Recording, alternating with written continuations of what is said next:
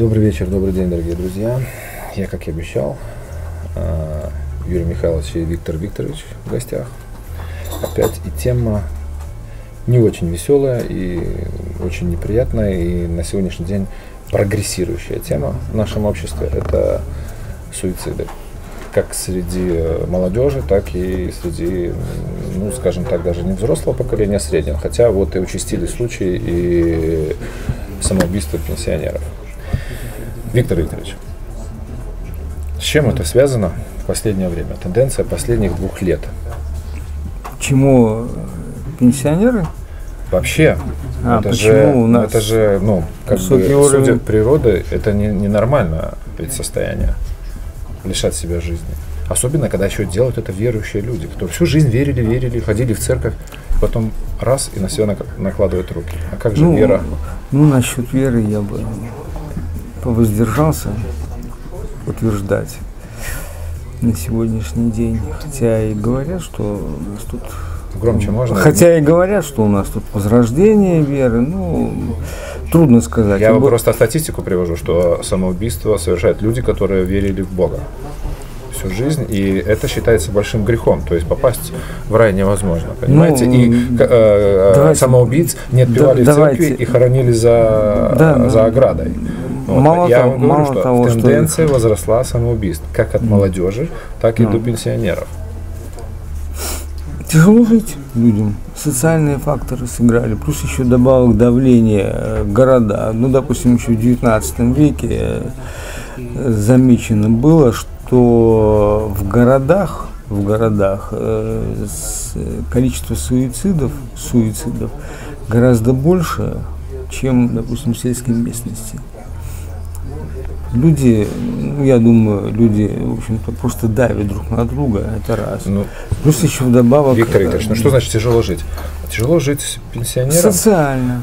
Пенсионерам. Что им социально, надо, кроме того, что... культурно, как угодно. Нет, я думаю, что совсем разные причины у взрослого поколения и у молодежи.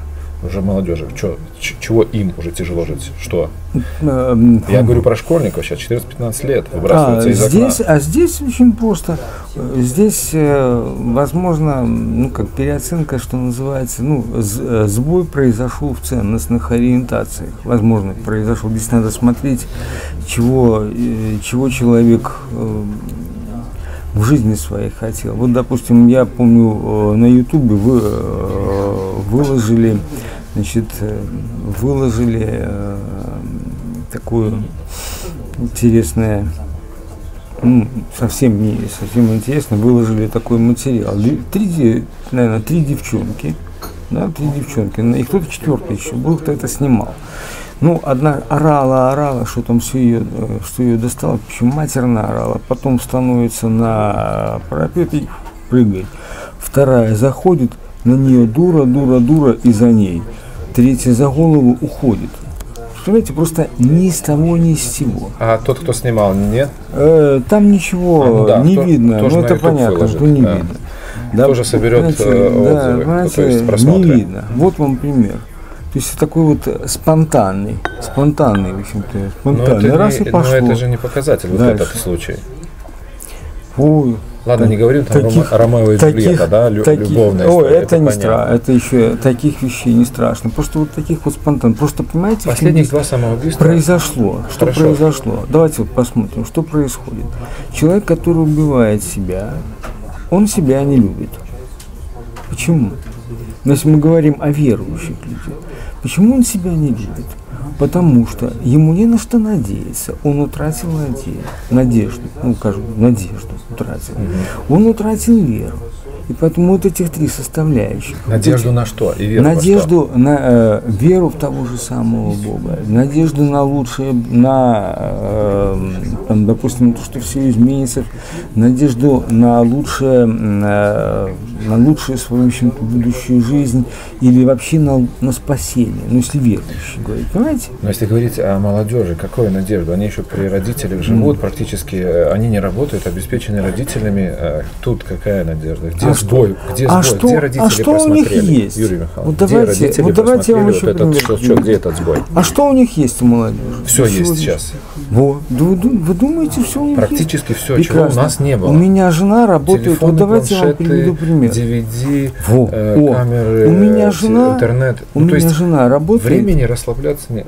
Если у нас там надо было проблема найти интересную книгу, почитать, это ж надо было кого-то занять, подождать, в очереди постоять за книгой. Сейчас все есть, все доступно, вся информация. А сейчас информация еще больше. Информация доступнее. Какой? Они в ней утонули. Я вам сейчас приведу пример. Вот у меня жена работает в начальной школе. Они своих детей, хотя сейчас получается, что они не имеют этого права даже с детей собирать деньги, чтобы вывести их в театр или в кукольный театр, учитель не имеет этого права делать. Ну ладно, они, допустим, до этого постановления водили детей. Понимаете, кукольный театр Могилевский, ее третьеклашкам не интересен. Потому что как раз-таки они имеют все, они имеют планшеты, они имеют ноутбуки, они сидят все там. Ну, вот как раз это имеют все, это извращенное понятие, потому что как раз кукольный театр, надо и ходить. А вот они туда не хотят. Все, что они там? Перепрыгивание всасывание информации.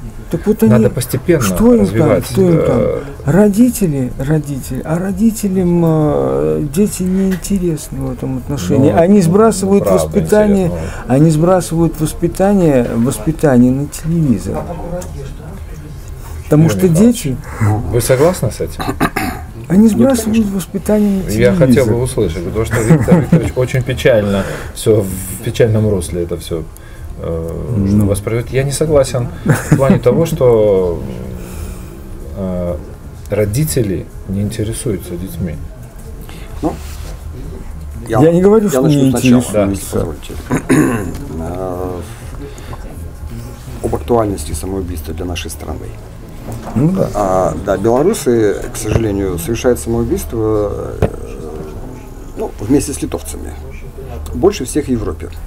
С литовцами? Да, литовцы на первом месте. Я этой информации не знал. Литовцы на первом месте. Я как-то не промониторил. Мы входим как минимум в десятку самых суицидально опасных обществ в мире. Вот террас. Причем наши соседи литовцы первые, одни из первых тоже в мире, а в Европе точно первые. Поэтому тема действительно актуальная, супер актуальная. И давайте разберемся с этим. Самоубийство, вы говорите о самоубийстве как о неком таком едином явлении. На самом деле есть самоубийство, есть самоубийство, есть самоубийство. Есть самоубийство, об этом еще Эмиль Дюркгейм писал еще в прошлом веке. Есть самоубийство эгоистическое. Когда человек уходит из жизни, потому что ему чего-то не хватает, потому что кто-то его обидел. Это то, о чем говорил Виктор Викторович. Да. Есть самоубийство альтруистическое, то есть когда человек совершает самоубийство, чтобы избавить других близких людей от, кстати, я с этим проблем, был связанных. Знаком. Несколько человек ушли. Да, вы говорили о пенсионере. Чтобы не подставить других людей, они брали на себя ответственность. Да. Есть самоубийство ритуальное. Например, японцы, они занимают тоже одно из первых мест. Вот то, что сейчас в интернете распространено, кстати, ритуальное убийство. Да, ритуальное, связанное с религиозными, например, синтоизм относится к самоубийству, скажем так, такой традиционный синтоизм относится к самоубийству не то что благосклонно, а скорее даже поощрительно для самураев, в критической ситуации это должный путь, это то, потерявших честь, проигравших битву или потерявших хозяина. Поэтому давайте мы разделим, о чем мы говорим. В современных условиях, конечно, давайте начнем с молодого поколения и пройдем. Если мы говорим об эгоистическом самоубийстве, то тут, конечно, то, о чем вы говорите, что люди совершают самоубийство, потому что у них все есть, в этом-то и дело, что у них, казалось бы, все есть, с вашей точки зрения, но им кажется, что у них чего-то не хватает. Я поясню. Или у кого-то больше, чем у них, да? Конечно. Не совсем так. Я хочу здесь сказать одно слово, такое научное слово, но я без него обойтись не могу. Это слово в социологии и в политологии называется депривация. Депривация, которую можно перевести как лишение, недостаток, убыток, да, чего-то не хватает. Депривация может быть выражена в виде формулы, где в числителе возможности, мои притязания, а в знаменателе мои ожидания, в числителе мои ожидания, а в знаменателе мои возможности. Чем выше ожидания и меньше возможностей, тем выше депривация, вот ощущение недостатка. И причем эти два фактора, ожидания или экспектации, да, ожидания и возможности, они могут развиваться во времени по-разному. Вот самый жесткий вариант, когда они расходятся, когда возможности падают, а ожидания растут. Это 90-е годы для нас, когда упали барьеры на Запад, мы стали видеть, как живут, там могут жить, да, люди, и какие у них времена, гостиные, да, а экономические были проблемы. Спад, люди нищали на глаза. Люди нищали, а глаза раскрывались на хорошее, они это видели, начинали на это надеяться, ожидать этого. И это, пожалуй, самая жесткая форма для депривации. многих просто был как гром среди ясного неба. Поэтому уровень самоубийства 90-е годы, он вообще был самый высокий. Для тех стран, которые вот переживали вот этот этап перестройки. Вот. Но есть гораздо более мягкие варианты. Вот даже в лучшие годы, когда в Беларуси росли доходы, все равно рост доходов не успевал за ростом ожиданий. Более того, ожидания, да, они росли быстрее, чем доходы. И все равно вот эта вот разница между этими двумя факторами, она увеличивалась. То есть увеличивалась депривация, ощущение недостатка. Вот этим можно объяснить то, о чем вы говорите. У людей появляются гаджеты всякие разные, появляются часы, автомобили, квартиры и так дальше. Но их ожидания, их притязания уже далеко. Еще больше хочется в этом плане. Да. Поэтому депривация... Какие проблемы? Работайте и получайте хоть 10 часов. Это основа для эгоистического самоубийства. Вы правильно говорите, что один человек реагирует таким образом, он говорит, у меня есть деньги, мне нужно больше, я иду поработаю. Другой говорит, мне нужны деньги, но я не хочу идти работать. Я вот такой несчастный, а если еще добавляется алкоголь, кстати, вот многие страны, я думаю, что и Беларусь тоже, Россия и Литва, вот уровень самоубийств в этих странах в какой-то степени зависит или обусловлен склонностью населения этих стран к алкоголю. Причем не к обычному, есть разный алкоголь. Есть легкий алкоголь типа вина, а есть тяжелый алкоголь. Я говорю не крепкий, а тяжелый, потому что слово крепкий плохое слово, оно положительное слово. А вот тяжелый алкоголь. Есть же крепкий и слабый. А вот тяжелый это. Я использую слово не крепкий алкоголь, а тяжелый алкоголь. Наши граждане предпочитают тяжелый алкоголь, типа водки, например. И он сильнее действует, так, разлагающе. Или подталкивающе. Да. Обнажающее. Ослабевает. Защитные механизмы. Далее. Понятно, что есть люди, многие под алкоголем больше себя начинают еще жалеть в этом плане. Конечно. Далее. И это приводит. Фактор алкоголя. Очень серьезный фактор, который открывает вот эти двери в эту преисподнюю, да? Но ведь пьют водку много. И не все, слава богу, совершают самоубийство. То есть действуют какие-то другие факторы. И эти другие факторы могут быть какие? Вот возьмем тот, который вы уже упоминали. Мода. Это известный фактор. И после популярных театральных, киногероев, литературных героев, которые совершали самоубийство, обычно наблюдается всплеск самоубийства среди читателей, зрителей и поклонников этих персонажей. Это обычно делается. Мода важный фактор, хотя не самый сильный. В тот момент, когда погиб Виктор Цой, 14 человек покончили жизнь самоубийством. Это только то, что мы знаем. Ну да, это факты признанные. Наверняка сотни и тысячи. Далее. Следственная связь такая. Самый сильный фактор, помимо, конечно, наркотиков, мы тоже можем знать, да, самый сильный фактор, на мой взгляд, как для социолога, это все-таки отсутствие социальной защиты. Под социальной защитой я понимаю не то, что государство там дает какие-то деньги там, бедным. Я понимаю, социальная защита – это социальное окружение. Вот отсутствие или слабость социального окружения, социальных связей человека, отсутствие семьи или отсутствие хороших отношений в этой семье, отсутствие друзей, которым можно доверять, которым можно... любовь. Несчастная любовь. Вот эти, когда социальные связи ослабевают, когда человек остается один на один перед той проблемой, которую, может быть, он выдумал, на самом деле... Может быть, номер телефона, куда можно позвонить. Если друзей нет, никому нет, надо, значит, номер телефона, чтобы у каждого... Психологическая служба. Он на автомате должен быть записан в каждом мобильном телефоне. Служба спасения вызывается бесплатно. Вот такой номер должен быть социальной защиты. Да, но помимо наличия таких служб, а такие службы есть и у нас уже, должна быть еще, так сказать, нормативная готовность населения, может быть, я сильно так витиевато выразился, нормативная готовность населения пользоваться этой службой. Например, у нас на Белеве есть. То есть не дотягивать даже до самоубийства. Возникла стрессовая ситуация. Почему вот настолько распространены психологи? Да, за рубежом, там, в Америке и так далее, да? Конечно.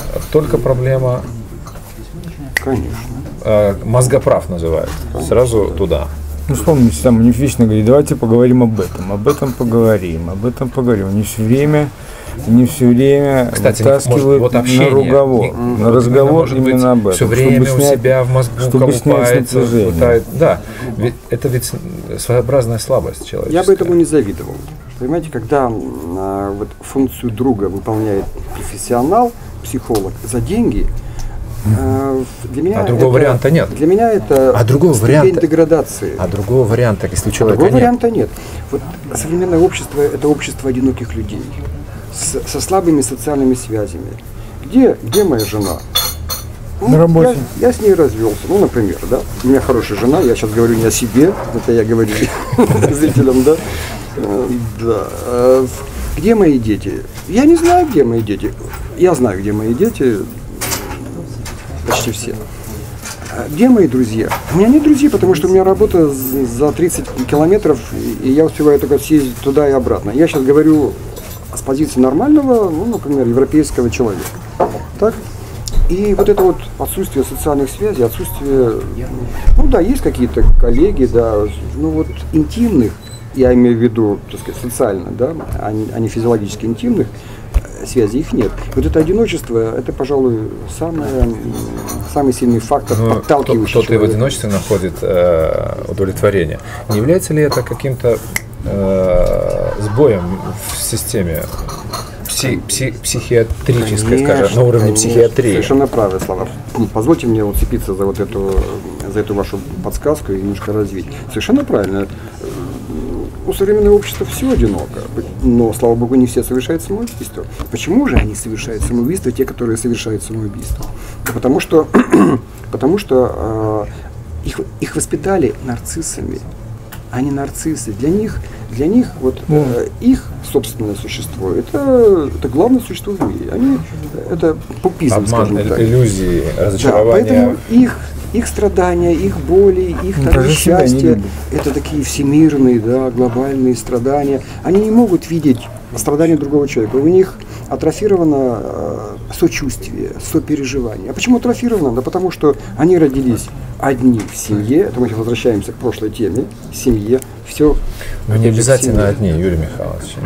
Как правило, это эгоисты, которых воспитала одноногая семья с одной мамой и один ребенок, вокруг которого все вертелись. Бабушки, дедушки, и ему все давали по первому первому требованию. Из такого ребенка вырастает нарцисс, эгоист, которому любая проблема, любая кочка на пути, да, любая шишка, которая набита, становится уже смертельной.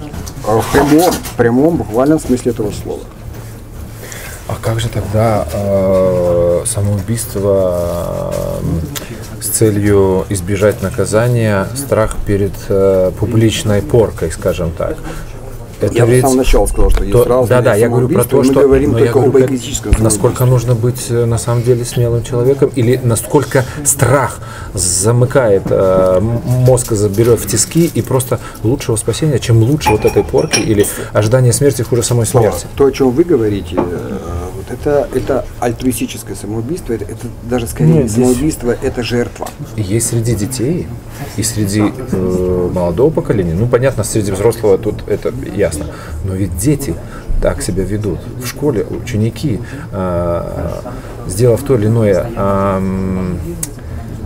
в школе провинился в чем-то где-то, и он понимает, что его будет осуждать весь класс. По большому счету, ну осудили, ну исправился, там каждому дается шанс. Насколько огромная ответственность, оказывается, есть у этого молодого человека, который, он не боится, он смерти боится меньше, чем общественного порицания, и что на него покажут пальцем, что фу, как ты плохо сделал, некрасиво. Вот с этим как, это все-таки школа должна с этим как-то бороться, объяснять, что надо, да, отвечать за свои поступки, но это же не смертельно. Слава, абсолютно правы. Я сталкивался. Это одна из причин, высокого уровня суицидальности, например, в японском обществе, где воспитывают детей вот, да, до 5, примерно там, 6 там, да, лет, им позволяется все. Японский ребенок в этом возрасте, он может делать все. Все, что он хочет, никаких ограничений. А вот начиная с 5-6, ну, да, 7 лет, ему говорят, этого делать нельзя, потому что ты потеряешь лицо. Ты потеряешь лицо, то есть ты будешь плохо выглядеть перед, как бы так, перед там, своими друзьями, старшими, родителями и так дальше. То есть первые 5 лет в нем воспитывают высокое самосознание, высокое самоуважение, а потом это самоуважение используют в качестве рычага, в качестве такой, да, оглобли, чтобы направлять его на правильный путь. И я думаю, что это хороший тип воспитания. Если социальность развита. Но опять же, это, наверное, подходит под ту культуру. Субкультура тоже очень важная вещь. Это традиция годами, наверное, воспитывается. В генах уже какой-то кусочек там хромосом откладывается вот именно такого уровня культуры. Да нет, я не согласен с вами. Я 10 лет отработал в школе. Неоднократно был свидетелем того, когда ученики пытались шантажировать. Шантаж самоубийства? Конечно, господи ты мой. Это уже было в 90-е годы. Это для девочек. Это для девочек. Ой, даже пацаны таким же самым. Как это? То есть, я, кстати, первый раз слышу про шантаж. Если я взрослые чаще натурально, как раз это взрослые ученики, примерно 8-9 класс, это 90-е годы. Если вы не поставите мне эту оценку, я сброшусь с крыши. Вот так. Вот да, и как понять, это он шутит или всерьез? Да, кто его знает? Да, и ты вот будешь виноват? ставят, да? Ставят? Нет. Как решаются такие проблемы? Отвечай. Да. Но, насколько я знаю... В каждом классе ставить видеокамеру. Мы, кстати, в некоторых школах мы доходим до этого, что там ставят видеокамеры. Иногда и ученики уже себя ведут, ну, извините, по-свински совершенно с преподавателем. Это 90-е годы, кстати. Я тогда в школе работал, говорит, вот именно так. Я говорю, ну что ж, учи, отвечай, будем решать твои проблемы. Виктор Викторович, а как вот ситуация, вот 2 последних самоубийства на почве, вот последнее на почве... Это в Гомеле? Безработного и повешен Бобруйск, по-моему, или Гомель, и который повешен на фоне вот именно... безработный, по-моему, Я никогда не был, ставил записку, я никогда не был тунеядцем и выпрыгнул, да? и в Бобруйске, по-моему, это уже повесился. первая жертва. Уже, ну да, уже да, не да, первый. да, да, Уже да, не да, первый. да, Да. там что-то. Оставил что-то он- записку, что Это как серьезно. так, я никогда не был тунеядцем. А если честно, я посмотрел много материалов, я так, что называется, в материалах дела не разобрался до конца. Кто По-моему, должен ответить до ведения самоубийства? дело в Человек, том, который не может найти работу. нет, дело в том, что как-то по-разному это все трактуется на разных Хорошо. сайтах. Хорошо, Как-то давайте возьмем я не более могу сказать, существенное. в общем-то. В Бобруйске повесился А с друг- прямо на заводе человек, оставив там записку, что Не могу. не успевает жить, денег не хватает. Ну, не сводит концы с концами. Все время мысли нет о воспитании детей, нету времени отдохнуть, полечить, там то-то, развлечь. Одна и та же мысль с утра до вечера. Где заработать? Как заработать? Как выжить? Ну и так уже как бы выживаем. Неужели жизнь должна из этого состоять? А где радости уже? В чем искать действительно? И ведь оказались вот и такие слабые люди появляются. Мы сейчас не говорим о пенсионерах, которые вообще умалкивают сейчас. Вот два пенсионера повесились там в Брестской, по-моему, Крымской области. Уже не самые худшие области. Я знаю, что в Могилеве был случай, когда учитель прямо в школе повесился. Его уволили, у него там много чего было, там и долго, он прямо в школе повесился. Ну, я знаю директора Из-за- училища, который Ну, повесился, проблема. пошел домой, потому что на фоне коррупции там что-то ему пытались много всяких привязать, и он случаев. просто Нет, от стыда. Мы опять сталкиваемся с тем, что на сегодняшний день люди просто загнаны вот этим Ситуация жизненная. загнаны вот этим темпом жизни. Они просто загнаны. Я помню, где-то у американцев, по-моему, фильм есть такой: загнанных лошадей пристреливают, не правда ли? Собственно, он сам себя загнал, собственно, и пристрелил сам себя. Вот, собственно, вот такая ситуация. Какие рецепты есть? Вот вы не психологи, но это больше вопрос к психологам. И вообще, есть ли рецепты для этого? Чтобы Как себя спасти? если Потому что на самом избежать деле, конкретно если вот таких случаев, если остановиться, мы не говорим сейчас о коррупционных, а мы говорим о случаях. Но опять же, это же социальная проблема, которую не все могут решить, и мужчина, по большому счету, который вроде считается главой семьи. Юрий Михайлович очень хорошо это дело описал, потому что Главой семьи считается, как раз он не таки, может спасти семью. как раз таки, если ты глава семьи, ты в любых обстоятельствах будешь делать все, чтобы эту семью как бы продержать. Или вот за последние 4 года громкие убийства детей родителями и покончили жизнь самоубийством А сами. это уже не к нам. Сколько надо? Это не к нам. Где? Это уже Я конкретно боюсь, это не психологу. к нам. Да, вообще-то, да, если уже так показать макрокартину, да, причин самоубийства, то мы можем выделить и выделяют, да, как минимум 3 группы таких причин, да. Речь идет об эгоистическом, опять же, да, самоубийстве. Ну да. Я сейчас опускаю ритуально. Но они же, потому что там наверное, все действуют другие законы. эгоистичны. Все равно слово эгоизм стоит на первом месте, как первопричина. Нет, я уже сказал, что есть альтруистические самоубийства, а есть ритуальные. Но все равно возле Ритуальные. меня любимого все это крутится. Нет. здесь Если это другое ритуальное самоубийство, то здесь точкой отчета является норма. Ритуальная норма. Если самураю положено Вы взяли самурай, совершить а самоубийство. сектовые вот эти дела. Самурай и Секты секта — это тоже разные самое. вещи. Почему? А в чем тут разница? Выращивается, самурай разница нет. выращивается, что он служит, А в секте что? он попадает молодежь в секту. Так ему прямо и говорят, это путь, что Дао, который прописан. путь да. наверх, Да. путь к спасению. Однажды, В чем проблема? У меня в случае был. Однажды в Китае это самоубийство способом вспарывания живота, а сам этот способ в Японии мы считаем, это японский способ. Да, на самом харакири. деле нет, харакири не надо использовать, потому что харакири это вспарывание живота. Да. Сиппуку. Сиппуку. Да. Так Да, вот, да, да. этот обычай, это норма, скажем так, социальная норма. В критической ситуации, чтобы не потерять лицо, нужно совершить самоубийство вот таким вот образом сиппуку. Да, но это воспитание. Эта норма пришла в Японию из Китая. То есть корни ее в Китае. Так вот, однажды когда возникли проблемы у одной философской школы, вот самоубийство совершили 800 адептов этой школы. Да, Это философы, 800. Это, пожалуй, есть еще более крупные, да, самоубийства массовые. Так что... Не, ну за компанию жить там были повесился. разные- Ну, это, я думаю, что это уже массовое, оно... Это не как, компания, это- как стадионе, знаете, закон толпы. Это просто захватывает. Нет, мы об этом еще поговорим, но вот эти ритуальные самоубийства пока оставляем в стороне, потому что там это другая сфера, это другой мир, вселенная другая.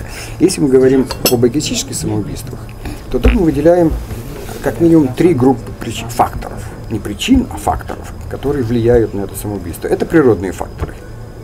Какие природные могут быть?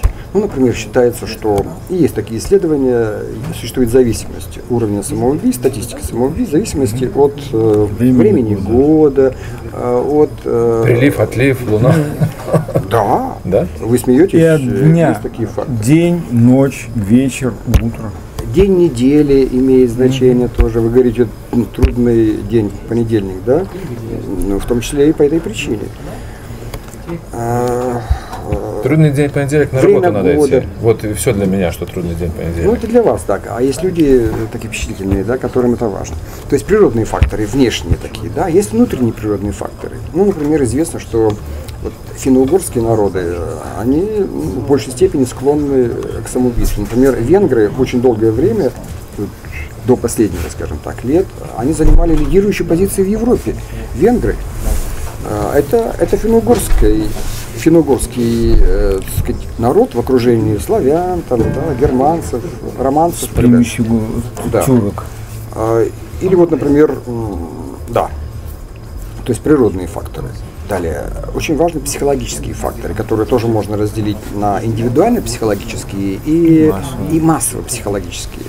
Вот индивидуальные психологические, понятно, что тут речь идет о типе темперамента, экстраверт, интроверт. Понятно, что интроверт в большей степени склонен к самоубийству, чем экстраверт, который живет внешними отношениями, внешними там, связями и так дальше. То есть есть такие внутренние персональные психологические особенности, которые для кого-то увеличивают риск совершения самоубийства, для кого-то уменьшают.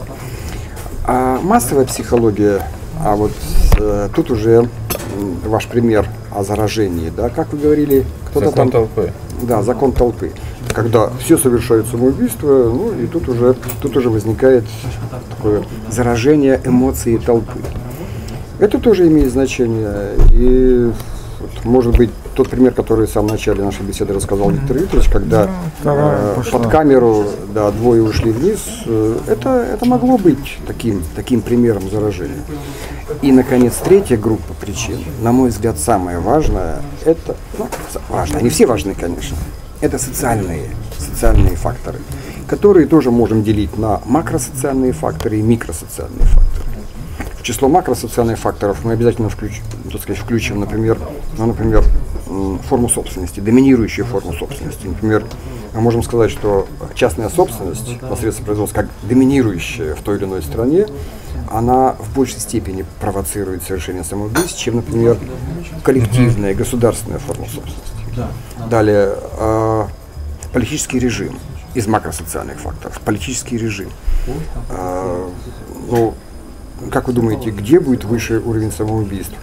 В обществе Демократическом, тоталитарном. Или авторитарном. Или авторитарном, например. Или тоталитарном. Ну, сейчас тяжело, учитывая, что вы привели пример Литвы, Беларуси, там, если брать, то, мне сейчас тяжело не ответить. совсем чисто. Или еще пример. Или еще пример. Одним из лидеров, антилидеров, скажем так, Хотя если брать тоталитарный строй, как Советский Союз времен 30-х лет, то, конечно, самоубийство было в то время, наверное, самое по рекордам брал только Советский Союз. Совсем потому что... Нет? Совсем нет. Нет? Как раз таки нет. Наоборот. Ну-ка. Ну вот такой пример вам. Одними из антилидеров суицидальности, так сказать, являются корейцы. Как северные, можем сказать, виноват тоталитаризм, так и южные, где принципиально другая, конечно, да, диаметрально другая политическая система. Но разные причины, а уровень один и тот же. для Северной Кореи это скорее отсутствие самореализации, это отсутствие свободы. А Южная Корея это вот конкуренция.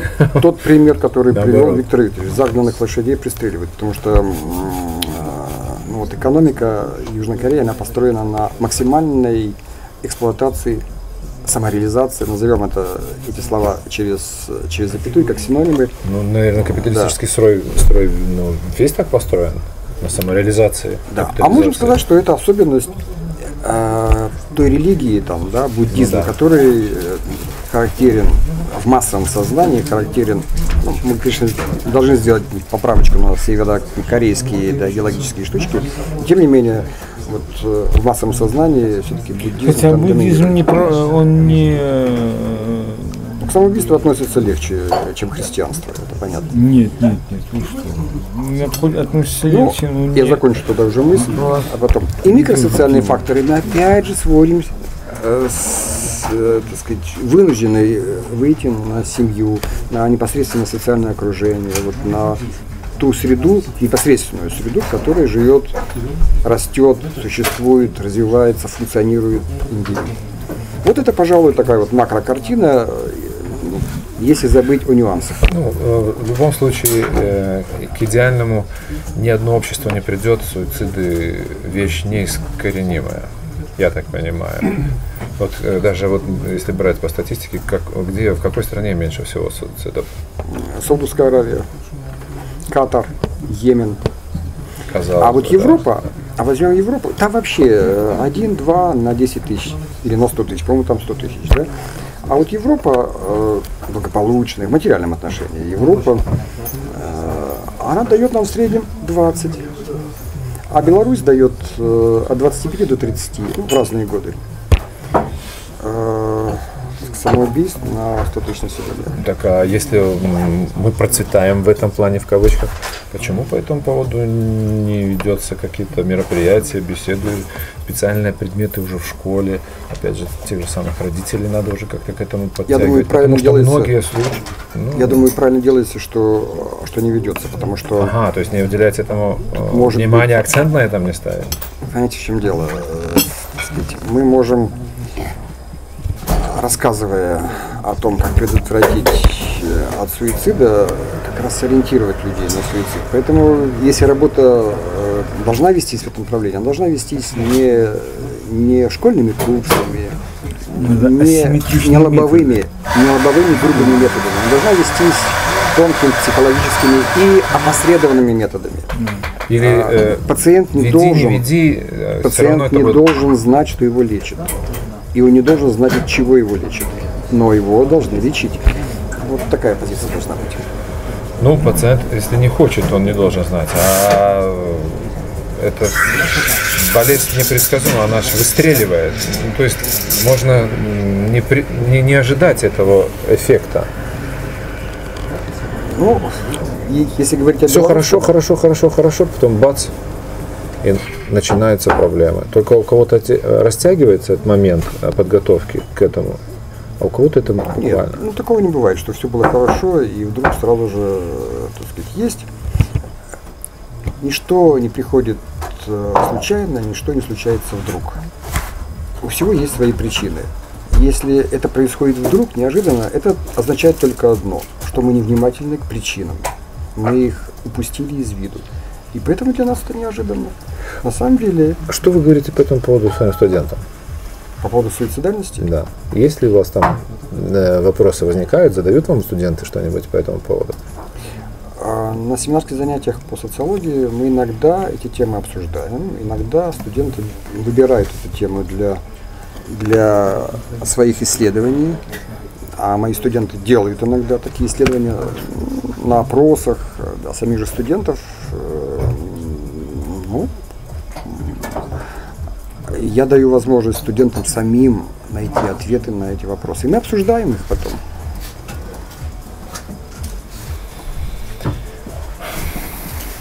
У вас есть по этому поводу еще что-нибудь, Виктор Викторович? Замечания? Несогласие. Школа, семья. Вот два института, которые сейчас находятся серьезном кризисе. Особенно семья, мы говорили. Особенно семья. Вот. То есть семья на первом месте, потом школа, потом обстоятельства, которые попадают. Улица, опять же. В первую очередь, школа, семья. Просто они не могут научить своих детей, противостоять вот этому обществу. Ну и плюс еще вдобавок, не то что противостоять, и плюс еще вдобавок система ценностей. Ну, одна из причин. Система ценностей. Мы начали с веры, вот верой закончим. Система ценностей. Я позволю себе один сюжет. Мне это представляется, что очень важно. Вот тот факт, что в Западной Европе, в том числе и высокоразвитых, ну, мы так называем условно, хотя для меня это условное название, высокоразвитые страны, потому что в чем-то они высокоразвитые, а в чем-то они не очень высокоразвитые. Уровень самоубийства, мы об этом уже говорили, довольно высок. Он на порядок выше, чем, например, в некоторых традиционно исламских странах. Например, Саудовская Аравия, Катар, Йемен и так дальше. Почему? Ну, первый ответ, который тут же приходит на ум, у них другая религия. Религия, но это не тот ответ, который нас может устроить. Эти страны отличаются еще и экономически. Современная рыночная экономика, она может существовать только в условиях массового спроса, поскольку она сама массово производительна. То есть массовое производство, а это основа современной экономики, нуждается в массовом потребителе. То есть то, что производится, должно потребляться. Если оно не потребляется, если оно не будет потребляться, то эта экономика захлебнется своими продуктами. Какое это отношение имеет к суициду? Сейчас расскажу. Поэтому... Вы ушли уже в экономику. Нет. Ну, закончите мысль, а то я уже теряю. Я веду вас к этой мысли, да. Поэтому современное общество должно воспитывать потребителей. Эти потребители должны постоянно потреблять то, что производится экономикой. Даже если еще можно потреблять нечто, например, эту чашечку, я ее выброшу, потому что рядом есть другая чашечка, и это морально устарело. Вы продадите свой гаджет через очень короткое время, поскольку он, даже если он и целый, и хорошо вас связывает там, с интернетом и с друзьями, он морально устарел. Ваш автомобиль, он будет ездить на 4 колесах, нормально будет ездить, но вы его продадите, потому что... Ну, это нормально. Зубная паста заканчивается, покупаешь новую. Нет, ну, это нормально. Это разные вещи. Если вы покупаете новую зубную пасту, потому что она закончилась, это одна ситуация. Если вы продаете или выбрасываете свой гаджет на том основании, что он морально устарел, морально а не и закончился. технически, потому что следующий работает быстрее и надежнее. Вы можете аргументировать, и вам, конечно, реклама навешает лапшу на уши, почему Нет, вы должны купить. Не обязательно реклама, надо разбираться. Если я разбираюсь, что, допустим, мой компьютер устарел, он работает очень медленно, очень медленно обрабатывает мою информацию, мои проекты. Я хочу, и я меняю каждый год. Конечно. У меня целый подвал этих компьютеров, конечно. но мне нужно менять, потому что растет расширение видеофайла и так далее, и так далее. Мне нужны новые программы, они весят намного больше. Меня не устраивает время, мне надо жить быстрее. Я вижу по моему вашим компьютеру глазам, 10 лет, мне класс. Я вижу по вашим глазам, вы наш. Вы уже полноценный, скажем, адепт этой рыночной экономики. И таких, как вы, почти все. Да, но я при этом люблю почти все. Я закончу мысль. Одиночество в деревне, ходить по лесу, ловить рыбку там, и так далее, и так далее. Это просто зависимость от той системы, в которой ты работаешь. Быстрее сделать, а не сидеть. Понимаете? Это совсем разные вещи. Это тоже можно об этом поспорить. Слава, вы потребитель, и таких потребителей воспитывает современное общество закономерно, потому что без потребителей... Так это для этого придумано, чтобы можно было сделать другую работу. Для чего придумывается это все? Вот поэтому ситуация депривации, то есть недовольство тем, что у меня такой вот гаджет, она вечная. И она воспроизводится с поколения в поколение по нарастающей. Мы говорим сейчас о ценностях. Я говорю о ценности, я говорю о том, что бедных людей, сегодня становится не меньше, а больше. Больше. Не потому, что нам нечего одеть, не потому, что нам нечего пить, а потому бедность, что... бедность и рознь. Мы говорим сейчас о бедности материальной. Относительная, Но конечно. бедность духовная в первую очередь должна быть. Чтобы эта вот бедность, вот эта материальная на тебя не давила. И ты к ней не привязан был. О, Бог мой. Ваше богатство духовное, оно экономически, скажем так, индифферентно, да. Нам важно, нам, производителям, предположим, да, производящим гаджеты, нам важно, чтобы вы все больше и больше потребляли наших гаджетов. А это вы можете сделать только в том случае, если вы будете недовольны нынешним вашим гаджетом. Поэтому ощущение недовольства, чувство утраты, депривация в обществе не становится меньше. А это означает, что уровень самоубийства в этом обществе не будет меньше. Вот какой грустный вывод Ну и мы не можем намного сделать. больше, чем рождается. Поэтому если брать процентное соотношение, как говорят некоторые черствые люди, помер Максим, ну и фиг с ним. Если Максим умирает, это ничего. А если народ умирает, это проблема. А белорусский народ сегодня умирает, к сожалению. Ну, больше уезжает, наверное, чем умирает, потому что если мы говорим, ну да, рождается все равно больше, чем... Нет, в том-то и дело. Если хотите, можем об этом поговорить. Хорошо. Я говорю о том, хочу сказать, что как бы не старались, поймать эту рыбку, которая называется суицидное состояние, невозможно в обществе. Они суициды были и будут. Я так понимаю? И их будет все больше и больше. И больше и больше. Потому что Но Не, надо к этому понуждает. Надо что-то придумать. что ты будешь придумывать? Чего? Кино уже дало давно ответ. Ну, допустим, игры какие-нибудь. Людей надо завлечь. Люди требуют... должна быть специальная Зрелищ. комната или какой-то дом для суицидальных, да? Нет, зачем? Спасение. Но есть дома престарелых, есть сумасшедшие дома. Ну, я говорю, что специфические дома. Людей влечь надо просто. Надо увлечь. Мне кажется, что спасти, вот как раз суицидное состояние спасти можно. Можно. Просто последнее, что человек на что решается, это безысходность. Решение вопроса, из-за которого он пытается покончить жизнь самоубийством. И он может быть, и хотел бы, чтобы ему кто-то протянул руку помощи. Но он же не будет говорить, сейчас вот, ну, это же не из тех случаев, когда становится на парапет и так, зрителей надо собрать и уйти красиво, чтобы еще на моих похоронах еще написали. Тоже есть. Не, ну понятно, это да. Но их спасти, кстати, намного легче. Чем... Стоит всем отвернуться. Нет, давайте мы по этому поводу не прыгайте, давайте я возьму у вас интервью, почему это случилось, мы разберем вашу жизнь, напишем книгу, снимем фильм. Тут это люди, это от тщеславия и самый самолюбия. простой случай, конечно. Дорогие зрители, я, если честно, для себя не нашел ответ на вопрос, почему, зачем и от чего. Наверное, в нашей компании не хватило психолога или психотерапевта. Как правильно сказать? Потому что, ну, если... Психиатра. Да. Поэтому... Нет, психиатр это по-другому. Психиатр. В любом случае, это все-таки, я считаю, что это трагическое событие, уходит из жизни, особенно когда это уходят молодые люди, это родителям, конечно, не приносит радости. Уже взрослые, но когда молодежь уходит из жизни, это, конечно, печально.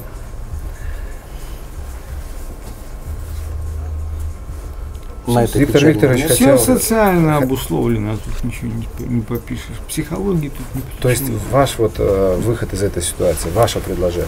Все социально обусловлено. Юрий Михайлович прекрасно описал. Опять же, еще один момент. Почему в традиционном обществе уровень самоубийств, он был намного ниже, чем, скажем, в индустриальном, ну и тем паче в постиндустриальном. В том числе именно потому, что в традиционном обществе были сильны семьи. Индустриальные и постиндустриальные, они эту семью разваливали. Вот именно начался забег лошадей. Нет, начался забег лошадей. Я понял. Надеюсь, зрители наши тоже. Ваш рецепт. Не существует простых рецептов. Здесь нужно учитывать все факторы. И применять лекарство нужно комплексное, в зависимости от того, какую болезнь мы лечим. Ну, вот на этой ноте мы заканчиваем. До новых встреч, дорогие друзья.